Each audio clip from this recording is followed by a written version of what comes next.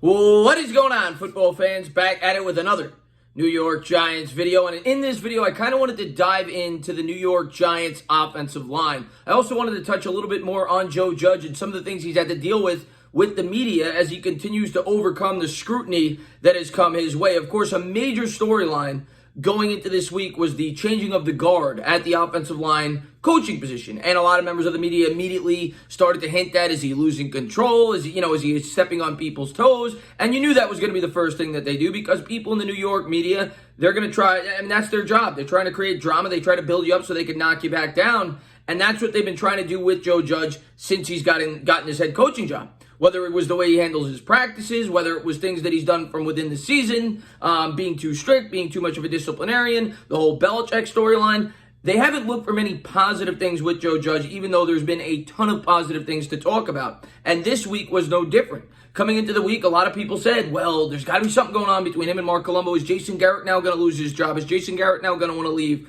So on and so forth. And Joe Judge has handled it perfectly with the way that he's handled the media and everything else. He's been status quo. He's kind of handled the media the same way that Eli Manning did. He knows what's coming, he deflects it, and he keeps it in-house, which is exactly what you want from your head coach. He's been a tremendous leader. And the offensive line, to his credit, and granted, it was against the Cincinnati Bengals, but this offensive line's been getting better since he stepped in, which is why he made the coaching change. And yesterday, the offensive line undoubtedly had their best performance of the year, no matter how you want to look at it. If you're a metrics guy that looks at PFF, all five guys on the offensive line, Cam Fleming included, even though he had two costly penalties, had a grade of 60 or better for the first time all year.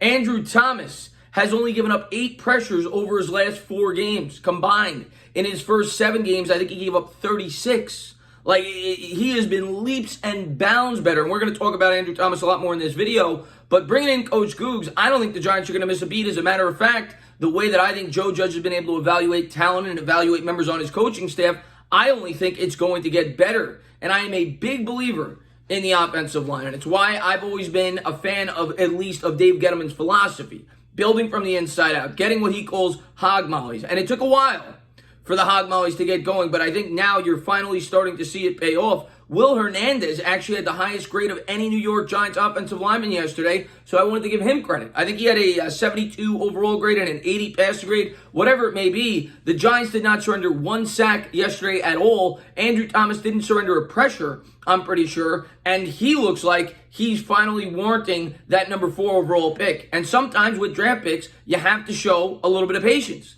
And I know it's something that New York Giants fans don't want to have. And yeah, over the first, 6 games or so, whatever it was, Andrew Thomas struggled mightily. But now I think you're starting to see that Mark Colombo had a lot to do with that.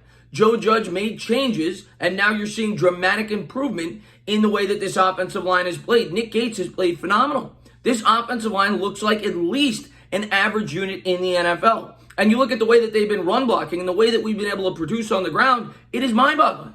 I talked about in my post-game video yesterday. I did the research. The Giants have not run for over 100 yards in 6 straight games going back to 2010. 2010, they did it 9 straight times, so we'll see if they'll be able to match that. But regardless, the Giants have been able to chew up the clock, and they've gotten much better in the time of possession area. And going into the year, if you watched any of my videos, that's all I talked about. How I thought that they were going to have a dramatic improvement in that area. And if they were going to win football games, that was the way that they were going to be able to do it. Because they didn't have a ton of weapons on this offense, and I, like a lot of people going in, didn't expect this defense to be as good as it's been. So I thought they were going to have to control the clock to stay in games and win sloppy football games, kind of like yesterday. And yesterday, like I said, it should have been the score should have been as close as it was. Our special teams was horrible, and Joe Judge is going to let into them for that. The fake punt, the kick return for a touchdown, the punt coverage, it was really bad. All of it. Even Dixon, outside of that last punt, wasn't that good. The only guy who had a strong performance in terms of the special teams and continues to do so was Gano. Gano's been fantastic, 4 for 4. But as far as the offensive line goes, leaps and bounds better. The time of possession now for the year, we ranked 19th in the NFL. 19th. Going back all the way back to 2015, we haven't ranked higher than 27th. And if you go over the last 3 or 4 weeks, definitely the last 3, and coming in it was the last 3. So I'm going to guess the last 4 weeks, the Giants have the highest time of possession in all of football, the way that they've been able to possess the ball. And that is the main reason, in my opinion, why we're winning football games, because we have a ball control offense. We're converting more on third down. We're stopping them more on third down. I don't want to take away any credit from the defense because the defense has been absolutely fantastic.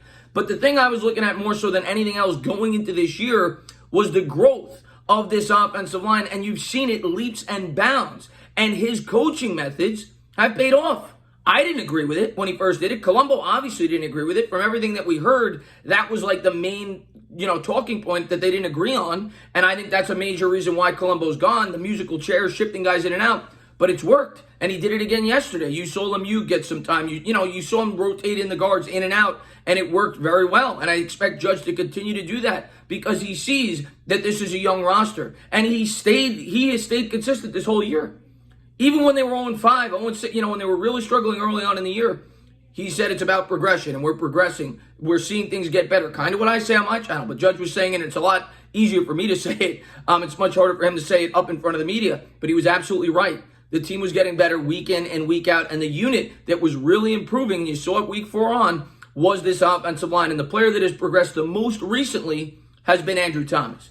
Andrew Thomas has been an absolute boss. I haven't said his name in 3 or 4 weeks, and when you don't say an offensive lineman's name outside of the holding penalty against Philadelphia, and he didn't have his best game then, but it was still a much improved game in comparison to the first time he played Philadelphia.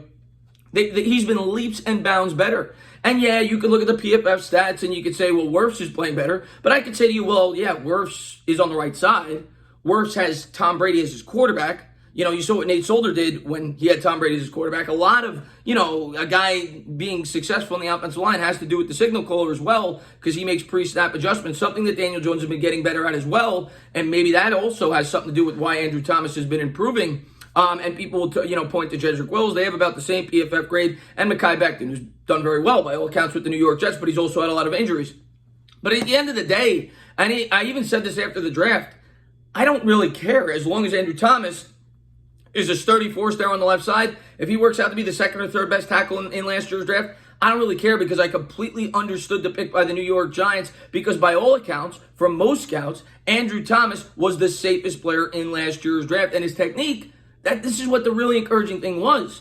Everybody said that Jedrick Wills' technique was far better than Andrew Thomas. If you listen to anybody that evaluates offensive linemen, that's what they said. So that means Andrew Thomas only has room for growth as he is improving his technique with the New York Giants. And over the last 3 or 4 weeks, I think he's showing you that he's played at least average tackle player. I think he had a 70 PFF grade in terms of pass blocking yesterday. And like I said, we didn't surrender a sack all game.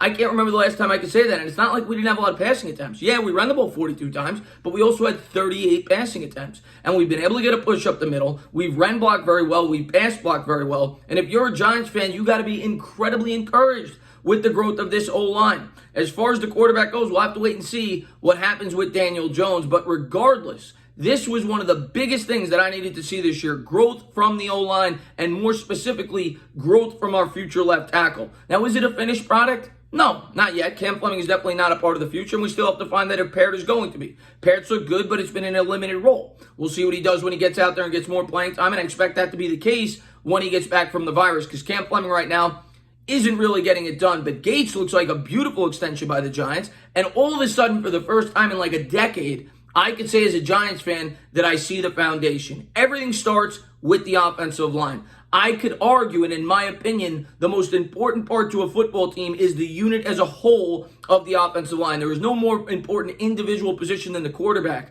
But without the offensive line, without a very strong offensive line, it is very hard, unless you're Pat Mahomes, to be able to go out there and, orchestrate a consistently good offense. And as this offensive line progresses and gets better, I think you're going to see this New York Giants team benefit. And who knows? We'll see, if, like I said, if Jones is back. But if the line can continue to play the way that they have, there's no reason to think that they can't continue to run the football at the rate that they have. And that alone should be able to keep them in football games if they don't turn the football over. We'll have to wait and see how the rest of the season plays out. But regardless, the progress is obvious. This team's won 3 straight. I don't care who it's against.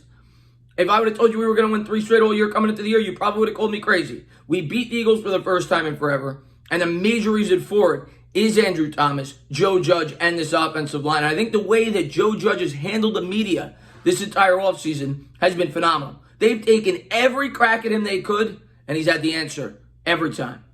As always, guys, if you like what you watch, please subscribe. Drop a comment. Maybe give me a little thumbs up. Cheers.